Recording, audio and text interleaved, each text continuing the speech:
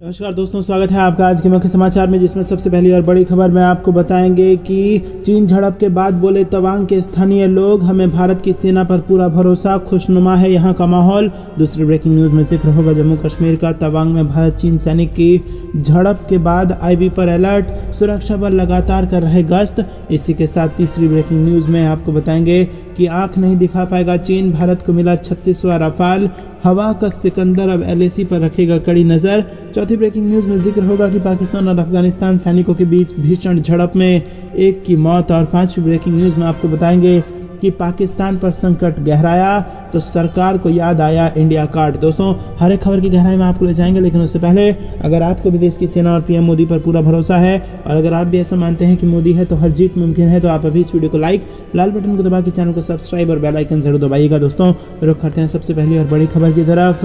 हमें भारतीय सेना पर पूरा भरोसा, चीनी झड़प के बाद बोले तवांग के स्थानीय लोग, खुशनुमा है माहौल। जी हाँ दोस्तों, 9 दिसंबर की झड़प के बाद अरुणाचल प्रदेश के तवांग सेक्टर में सीमा पर स्थिति फिलहाल सामान्य बनी हुई है और खुद तवांग के स्थानीय लोगों का कहना है कि उन्हें किसी प्रकार की कोई परेशानी नहीं है। तवांग में रहने वाले लोगों ने भारतीय सेना पर भरोसा दिखाते हुए अपना समर्थन व्यक्त किया है। स्थानीय लोगों ने दावा किया है कि सीमावर्ती शहर में माहौल बहुत अच्छा है और उन्हें झड़प के बाद किसी तरह की परेशानी का सामना नहीं करना पड़ा है। दोस्तों, रुक करते हैं अगली ब्रेकिंग न्यूज़ की तरफ। तवांग में भारत चीन सैनिकों की झड़प के बाद आईबी अलर्ट, सुरक्षा बल लगातार कर रहे गश्त। जी हाँ दोस्तों, आपको बता दें कि अरुणाचल प्रदेश में भारत चीन सैनिकों के बीच झड़प के बाद भारत पाकिस्तान अंतर्राष्ट्रीय सीमा पर अलर्ट जारी कर दिया गया है और पूरे इलाके में सुरक्षा बल लगातार गश्त कर रहे हैं। दोस्तों, इससे पहले मंगलवार को मेंढर में संदिग्ध देखे जाने की अफवाहों के बीच सुरक्षा बलों ने साझा तलाशी अभियान चलाए। सेना, पुलिस और एसओजी के जवानों ने ग्रामीण क्षेत्रों, जंगलों और नालों के निकटवर्ती क्षेत्रों को खंगाला। मेंढर में तैनात सेना के अधिकारियों को कुछ क्षेत्रों में संदिग्ध व्यक्ति देखे जाने की सूचना मिली और इसके उपरांत सेना द्वारा पुलिस एवं एसओजी को साथ लेकर उप जिले के कई क्षेत्रों में एक साथ तलाशी अभियान शुरू किए, जो दिन भर जारी रहे। सूत्रों के अनुसार नियंत्रण रेखा के उस पार से आतंकियों के घुसपैठ के प्रयास किए जाने और जिले में बर्फबारी के पूर्व आतंकियों के भारतीय क्षेत्र में सुरक्षित घुसपैठ की आशंका को ध्यान में रखते हुए सुरक्षा बल पहले से ही चौकन्ने हैं। रुक करते हैं अगली ब्रेकिंग न्यूज़ की तरफ। आंख नहीं दिखा पाएगा चीन, भारत को मिला 36वां राफेल, हवा का सिकंदर अब एलएसी पर रखेगा कड़ी नज़र। जी हाँ दोस्तों, अरुणाचल प्रदेश के तवांग में भारत की सख्ती से बिलबिलाए चीन के लिए एक और बुरी खबर आ गई है। दरअसल भारत के पास राफेल विमानों का बेड़ा काफी मजबूत हो गया है। भारत को फ्रांस के साथ हुए डील के तहत 36वां और आखिरी राफेल लड़ाकू विमान मिल गया है।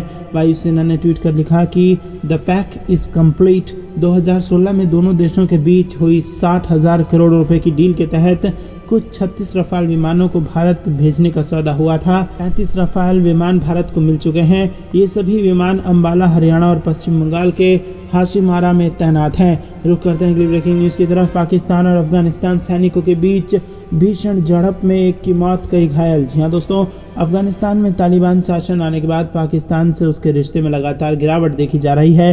तालिबान और पाकिस्तान के बीच जारी तनाव अब हिंसक रूप में बदल गया है।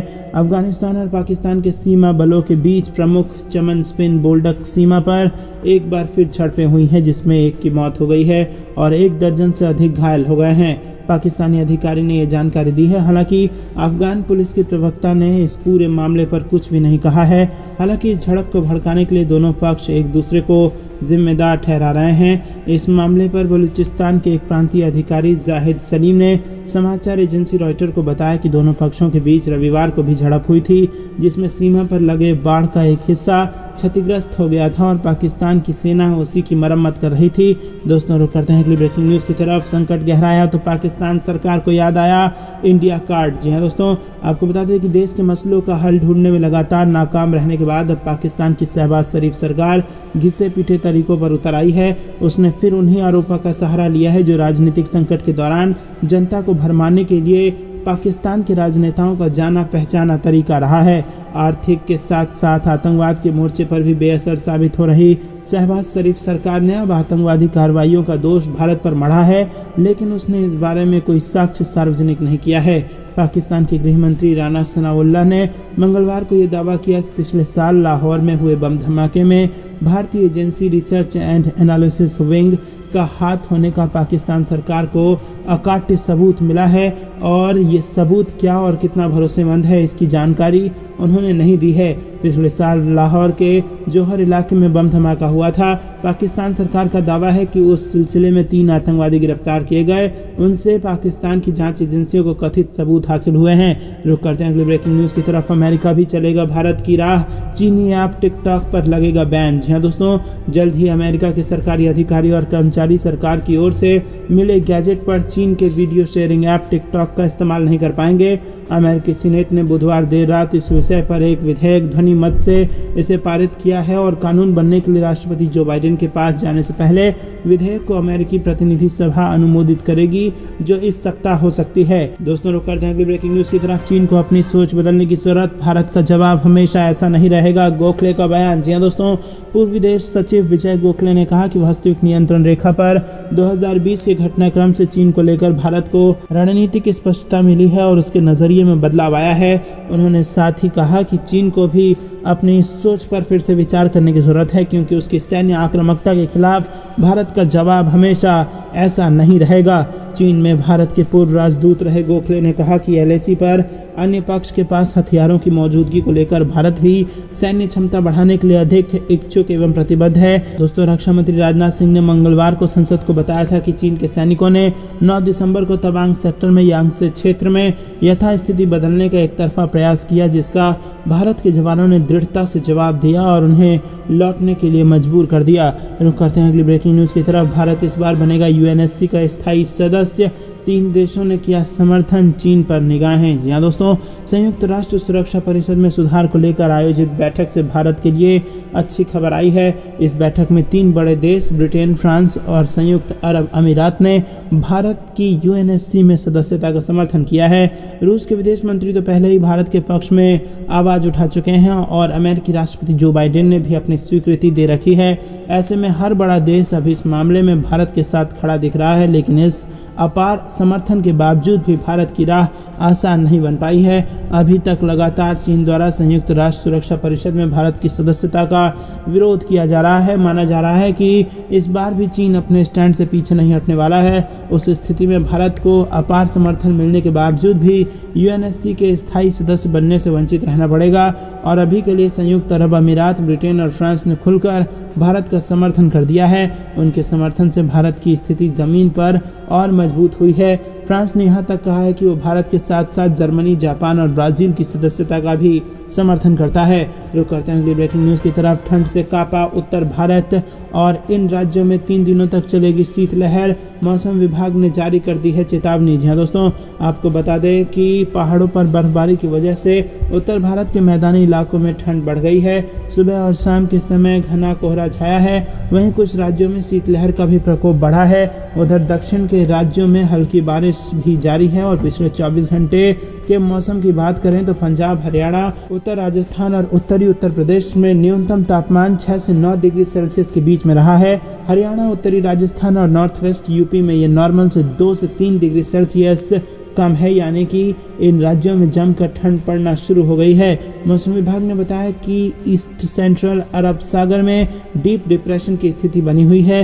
मौसम विभाग ने चेतावनी जारी की है कि हिमाचल प्रदेश, पंजाब और उत्तरी राजस्थान के कई इलाकों में 16 से 18 दिसंबर 2022 के दौरान 3 दिनों तक शीतलहर चलने वाली है। इसके अलावा आगामी दिनों में न्यूनतम तापमान में गिरावट दर्ज होने वाली है। मौसम विभाग का पूर्वानुमान है कि नॉर्थ ईस्ट इंडिया में अगले 24 घंटे के दौरान 2 डिग्री सेल्सियस तक न्यूनतम तापमान कम हो जाएगा और 4 से 5 दिनों तक मध्य भारत में न्यूनतम तापमान में 2 से 4 डिग्री सेल्सियस की गिरावट देखने को मिल सकती है।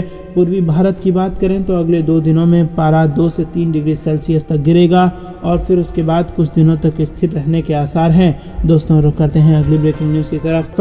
चिनूक, मिराज, रफाल और सुखोई समेत चीन के बॉर्डर पर उतरे भारत के वॉर प्लेन्स, तवांग तनाव के बाद वायुसेना की दहाड़। जी हाँ दोस्तों, आपको बता दें कि अभी से लेकर अगले 48 घंटे तक ड्रैगन सुनेगा भारतीय शेरों की दहाड़, ऐसी गरज जो बीजिंग तक सुनाई पड़ेगी। उत्तर पूर्वी राज्यों में हमारी भारतीय वायुसेना मिलिट्री एक्सरसाइज करने जा रही है और इस युद्धाभ्यास में कई लड़ाकू विमान, अटैक हेलीकॉप्टर और कार्गो प्लेन शामिल हो रहे हैं। ये एक प्रशिक्षण युद्धाभ्यास है ताकि ये पता किया जा सके कि वायुसेना युद्ध की स्थिति के लिए कितनी तैयार है। ये युद्धाभ्यास उस मौके पर हो रहा है जब अरुणाचल प्रदेश के तवांग में 9 दिसंबर को चीनी सैनिकों ने भारतीय पोस्ट पर कब्जा करने की कोशिश की थी, जिसे भारतीय जवानों ने विफल कर दिया है।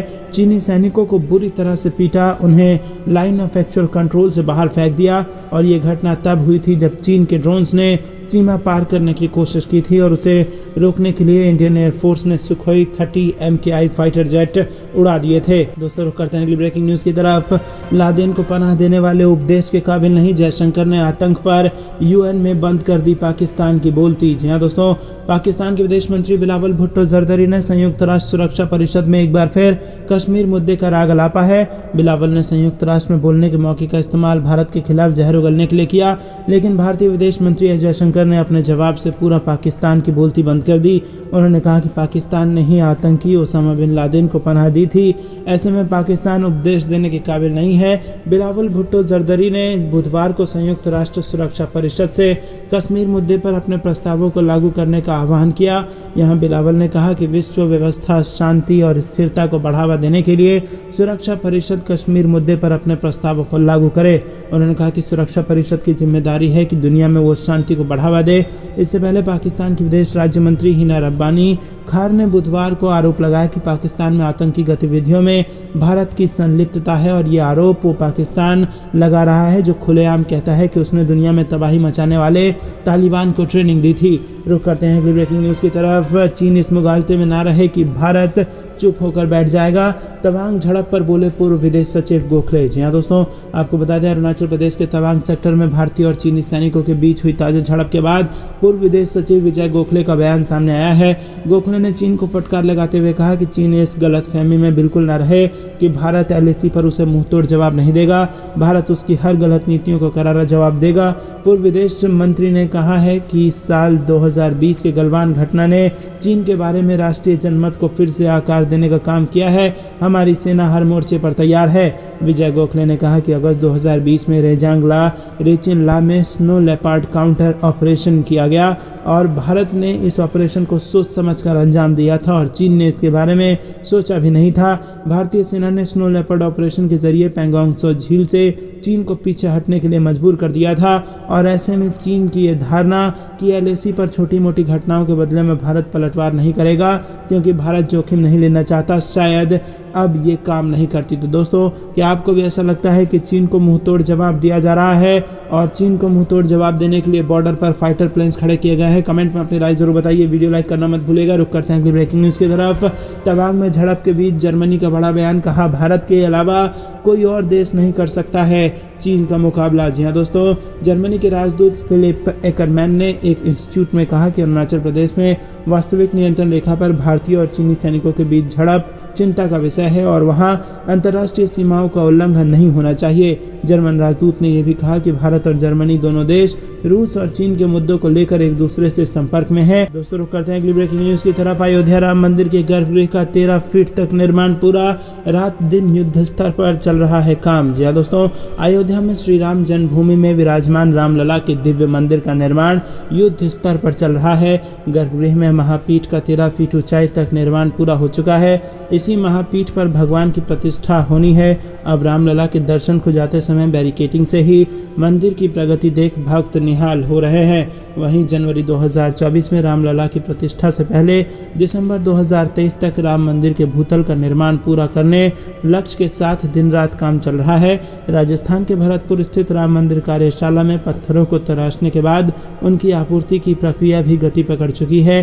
गर्भगृह में मकराना के मार्बल का प्रयोग हो रहा है। दोस्तों रुक करते हैं अगली ब्रेकिंग न्यूज़ की तरफ। चीन में कोरोना के रहस्यमय ओमिक्रॉन वेरिएंट से हालात विस्फोटक, सड़कें खाली और फिर से दुनिया में संकट। जी हाँ दोस्तों, चीन में कोरोना वायरस के नए ओमिक्रॉन सब वेरिएंट से हालत विस्फोटक हो गए हैं और हालत ये है कि राजधानी बीजिंग की सड़कें खाली हो गई हैं, बाजारों में सुनसान है और लोग एक दूसरे से मिलने से कन्नी काट रहे हैं। बीजिंग में इस भयानक हालत को रोकने के लिए अभी भी जीरो कोविड नीति लागू है, लेकिन ये बुरी तरह से फेल साबित हुई है। चीन के वुहान शहर से पहले कोरोना वायरस के बाद पहली बार ऐसा हुआ है जब राजधानी बीजिंग में हालत इतने ज़्यादा खराब हो गए हैं। विशेषज्ञों के मुताबिक कोरोना के ओमिक्रॉन वेरिएंट के साल 2021 में आने के बाद अब ये तेज़ी से बदल रहा है और कई सब वेरिएंट में तब्दील हो चुका है। इसका एक सब वेरिएंट BF.7 बीजिंग में तबाही मचाए हुए है और इसी वेरिएंट की वजह से पूरे चीन में हालात बहुत ख़राब होते जा रहे हैं। विशेषज्ञों का कहना है कि चीन में जिस तेज़ी से ये वेरिएंट फैल रहा है वो चिंताजनक है, लेकिन ये दुनिया में कहीं और नहीं फैल रहा। रुख करते हैं अगली ब्रेकिंग न्यूज़ की तरफ। टीम योगी को दुनिया भर से मिले करोड़ों के प्रस्ताव, लाखों को मिलेगा रोजगार। जी हाँ दोस्तों, यूपी के लिए बड़ी खबर आ रही है। विदेश में भ्रमण कर रही टीम योगी को पूरी दुनिया से निवेश के भारी भरकम प्रस्ताव मिल रहे हैं। बेल्जियम, UAE, कनाडा और अमेरिका जैसे देशों से निवेशक भारत में लॉजिस्टिक एंड कार्गो, कृषि, पर्यटन, इंफ्रास्ट्रक्चर, रिन्यूएबल एनर्जी समेत कई क्षेत्रों में निवेश के ऑफर दे रहे हैं और इन निवेश प्रस्तावों के जरिए प्रदेश में लाखों नए रोजगार के अवसर भी पैदा होंगे। बेल्जियम में औद्योगिक विकास मंत्री नंद गोपाल गुप्ता, नंदी और लोक निर्माण मंत्री जितिन प्रसाद की अगुवाई में प्रतिनिधिमंडल के प्रयास रंग लाए और जमीनी कॉर्पोरेशन के साथ 200 करोड़ रुपए का एक MOU साइन किया गया। रुक करते हैं ब्रेकिंग न्यूज़ की तरफ। किसानों को मिलेगा न्यू ईयर गिफ्ट, खाते में भेजे जाएंगे इतने 1000 रुपए। जी हाँ दोस्तों, आपको बता दें प्रधानमंत्री किसान सम्मान निधि योजना के तहत किसानों को 6000 रुपए की सालाना आर्थिक मदद दी जाती है। ये राशि किसानों के खाते में हर 4 महीने के अंतराल पर 3 किस्तों में 2-2 हज़ार रुपए भेजी जाती है। लेटेस्ट अपडेट के मुताबिक किसानों के खाते में अब 12 किस्तें भेजी जा चुकी हैं। न्यू ईयर गिफ्ट के तौर पर 13वीं किस्त किसानों के खाते में जनवरी महीने के शुरुआती दिनों में की जाती है। दोस्तों, आपको बता दें कि 13वीं किस्त से पहले बड़ी संख्या में लोगों का नाम PM किसान योजना की लिस्ट से काटे जा सकते हैं। भूलेखों का सत्यापन और EKYC नहीं करने के चलते कई लोगों को PM किसान योजना की राशि से वंचित रखा जा सकता है। तो दोस्तों, यहाँ पर जिनको गलत तरीके से पैसा मिल रहा है उनको हटाया जाएगा और बाकियों को पैसा दे दिया जाएगा। रुक करते हैं ब्रेकिंग न्यूज़ की तरफ। यूपी बिहार में बढ़ी ठंड, राजस्थान में शीतलहर का कहर और कहाँ होगी बारिश बर्फबारी, इसको लेकर बड़ी खबर आ रही है। दोस्तों, देश के मौसम का मिजाज अचानक बदलता दिख रहा है। एक और जहां महाराष्ट्र में बिन मौसम बरसात हो रही है तो वहीं दूसरी ओर उत्तर भारत में अब ठंड बढ़ने लगी है। मौसम विभाग की माने तो अगले 2 दिनों के दौरान उत्तर पश्चिम भारत में न्यूनतम तापमान में धीरे धीरे 2 से 4 डिग्री सेल्सियस की गिरावट हो सकती है और सर्दी का सितम बढ़ सकता है। बिहार, यूपी और हिमाचल प्रदेश समेत देश के कई इलाकों में कोहरा छाए रहने का अनुमान है। वहीं तमिलनाडु और कर्नाटक समेत दक्षिण भारत के कई राज्यों में बारिशों का दौर जारी है। IMD ने मौसम पूर्वानुमान में बताया है कि हिमाचल प्रदेश, उत्तराखंड और जम्मू कश्मीर समेत पहाड़ी इलाकों में बर्फबारी होगी और वहीं तमिलनाडु, कर्नाटक, आंध्र प्रदेश, महाराष्ट्र और मध्य प्रदेश में आज बादल बरसने के आसार हैं। दिल्ली और राजस्थान के तापमान में लगातार गिरावट जारी है। पहाड़ों पर बर्फबारी की वजह से दिल्ली में कड़ाके की ठंड पड़ सकती है। वहीं राजस्थान के फतेहपुर में बुधवार को न्यूनतम तापमान 2.5 डिग्री सेल्सियस दर्ज किया गया। यूपी बिहार में भी लोगों को सुबह शाम अलाव का सहारा लेते हुए देखा गया। दोस्तों, रुक करते हैं अगली ब्रेकिंग न्यूज़ की तरफ। तवांग झड़प पर भारत संग अमेरिका और अमेरिका ने खुलकर किया भारत का समर्थन, जिससे चौतरफा घिरा चीन। जी हाँ दोस्तों, चीन हमारा ऐसा पड़ोसी है जिसका अपने कई पड़ोसियों के साथ सीमा विवाद चल रहा है। जानकार कहते हैं कि चीन ने सीमा विवाद को पड़ोसियों के साथ अपने संबंधों की रणनीति का प्रमुख हिस्सा बना रखा है। चीन का शायद ही कोई पड़ोसी हो जिसके अंदरूनी इलाकों पर वो अपनी दावेदारी पेश नहीं करता हो। भारत के साथ तो वो बाकायदा युद्ध लड़ चुका है, लेकिन वो भारत को 1962 के युद्ध के नज़रिए से तौलने की भूल कर रहा है। बीते 2 वर्षों से वास्तविक नियंत्रण रेखा पर चीन की हरकतों से यही महसूस होता है। मज़े की बात तो यह है कि गलवान में बुरी तरह पिटने के बावजूद वो दुस्साहस दिखाने से बाज नहीं आ रहा है। 9 दिसंबर को अरुणाचल प्रदेश के तवांग में चीनी सैनिकों ने फिर से हिमाकत की और फिर से बुरी तरह पिटकर लौटी। चीन की अतिक्रमणकारी नीति को लेकर भारत सरकार का रवैया तो ड्रैगन को अच्छे से पता है ही। पूरी दुनिया जानती है कि प्रधानमंत्री नरेंद्र मोदी राष्ट्रपति शी जिनपिंग की मंशा को धूल धूसरित करने में कोई कोर कसर नहीं छोड़ने वाले हैं। भारत की मंशा को भांपकर ही अमेरिका ने भी बिना देर किए चीन को चेतावनी दे दी है और अब भी उसने हिमाकत की तो उसे चारों तरफ से घेरने में कोई नहीं रोक सकता। जी हाँ दोस्तों, आपको बता दें कि चीन के खिलाफ अमेरिका ने चेतावनी जारी कर दी है। अमेरिका ने चीन को चेतावनी दी है और भारत के साथ अमेरिका मजबूती के साथ खड़ा है। आपको क्या कुछ लगता है कमेंट में ज़रूर बताइए। रुक करते हैं ब्रेकिंग न्यूज़ की तरफ। ये 62 का भारत नहीं, आज भी लठ से खदेड़ देते हैं चीन को और इसीलिए तिल मिला रहा है ड्रैगन। जी हाँ दोस्तों, आपको बता दें कि अरुणाचल प्रदेश के तवांग सेक्टर में वास्तविक नियंत्रण रेखा पर भारत और चीन के सैनिकों के बीच हुई झड़प के बाद अब स्थिति सामान्य बताई जा रही है। हालांकि एलएसी के विवादित हिस्से के निकट चीन के लड़ाकू जहाज उड़ते हुए देखे जा रहे हैं। सेना ने तवांग सेक्टर में ड्रैगन को माकूल जवाब दिया है, तो दूसरी ओर वायुसेना भी अलर्ट है। सुरक्षा विशेषज्ञों का कहना है कि ये 62 का भारत नहीं है। वैसे तो हमारे बहादुर जवान 2022 में भी लठ से चीन को खदेड़ देते हैं। चीन कई मोर्चों पर घिर चुका है। अपने लोगों का ध्यान डाइवर्ट करने के लिए वो एलएसी के किसी न किसी हिस्से पर विवाद खड़ा करता रहता है। भारत के पास जब से S-400 व राफेल आए हैं तभी से ड्रैगन टेंशन में आ गया है। रुक करते हैं अगली ब्रेकिंग न्यूज़ की तरफ। कंगाल पाकिस्तान की अंतर्राष्ट्रीय बेइज्जती, विदेशों में राजनयिकों को नहीं मिल रहा वेतन, बेच रहा है अपनी प्रॉपर्टी। जी हाँ दोस्तों, भारत के खिलाफ नापाक चालें चल रहे कंगाल पाकिस्तान की अंतर्राष्ट्रीय स्तर पर बेइज्जती हुई है। संयुक्त राष्ट्र में भारत के खिलाफ जहरीले बयान देने वाले अमेरिका में तैनात पाकिस्तानी विदेश मंत्रालय के राजनयिकों को 4 महीने तक वेतन ही नहीं मिला है और इस पूरे मामले को जब मीडिया ने उठाया तब जाकर उन्हें सैलरी दी गई। पाकिस्तान में यह आलम तब है जब बिलावल भुट्टो जरदरी अमेरिका की कई यात्रा कर चुके हैं और एक बार फिर वो न्यूयॉर्क पहुंचे हैं। बताया जा रहा है कि पाकिस्तान के पास इतने डॉलर नहीं थे कि वो सैलरी दे पाए। कंगाली की हालत से गुजर रहा पाकिस्तान अब वॉशिंगटन में अपनी कई राजनयिक प्रॉपर्टी को बेचने जा रहा है। इनमें से एक तो प्रतिष्ठित आर स्ट्रीट पर है और वहीं पाकिस्तानी अधिकारियों ने दावा किया है कि ना तो किसी पुराने दूतावास और ना ही नए दूतावास को बेचा जा रहा है। रुक करते हैं अगली ब्रेकिंग न्यूज़ की तरफ। चीनी सैनिकों की आंखों में आंख डालकर जवाब दे रही है सेना। जी हाँ दोस्तों, आपको बता दें कि अरुणाचल प्रदेश के तवांग सेक्टर में भारतीय सेना ने 9 दिसंबर को चीनी सैनिकों की देश की सीमा में घुसने की कोशिश नाकाम कर दी।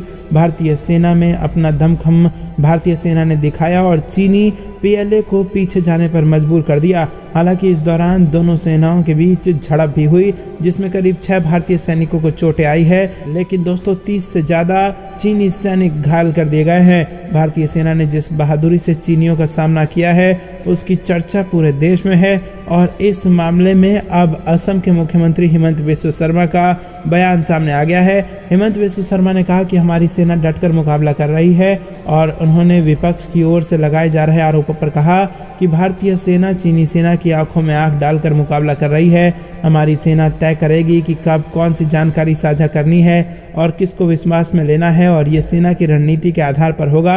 उन्होंने कहा कि सेना की सहमति से जो भी जानकारी साझा करने की आवश्यकता होगी रक्षा मंत्री उसे साझा कर देंगे। वहीं दोस्तों, आपको बता दें कि इस घटना को लेकर रक्षा मंत्री राजनाथ सिंह ने मंगलवार को सदन में बयान दिया था और उन्होंने कहा कि 9 दिसंबर 2022 को पीएलए गुट ने तवांग सेक्टर के यांगसे क्षेत्र में एलएसी पर अतिक्रमण कर यथास्थिति को एक तरफा बदलने का प्रयास किया।